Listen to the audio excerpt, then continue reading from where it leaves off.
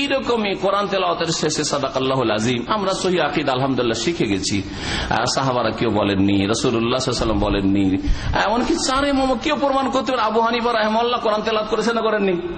কেউ প্রমাণ করতে পারে যে আবু হানিফা রাহমাতুল্লাহ আলাইহি বলেছেন যে কোরআন তেলাওয়াত করে থামলে সাদাকাল্লাহুল আযীম বলতে হবে? যদি প্রমাণ না করতে পারে আর নিজেকে বলছেন হানাফি, আবার ইমাম থেকে প্রমাণও নয় তারপরেও করবেন, এটা কেমন কথা হইল? হয় ইমাম থেকে প্রমাণ করেন তারপর আমল করেন, আর না হলে বাদ দিয়ে দেন। বোঝা গেছে না? ইমাম শাফি থেকেও পারবেন না, মালিক থেকেও পারবেন না, আহমদ থেকেও পারবেন না। এইগুলো এই আজকালকার 25, 50, 100 বছরের এই মেশরি কারীদের এগুলি হচ্ছে বিদাতি তরিকা, যার ফলে এগুলো বর্জনীয় ছেড়ে দেবেন। কুল্লু বিদাতিন দালালা, যে সেটা ছোট হোক আর বড় হোক এগুলোকে ছেড়ে দেওয়ার চেষ্টা করবেন।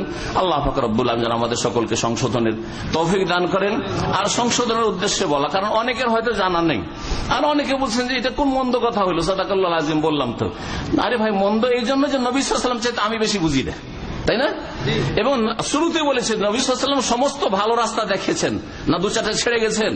কিছুই ছাড়েননি। তাহলে নবী সাল্লাল্লাহু আলাইহি ওয়াসাল্লাম যদি ভালোই জানতেন যে কোরআন তেলাওয়াত করে স্টপ করলে সাদাকাল্লাহুল আযীম বলতে হবে, তো এটা শিখিয়ে যেতেন না? তিনি যখন শিখাননি তার মানে কাজটা ভালো না, তার চাইতে বেশি বুঝতে শিখবেন না আপনি।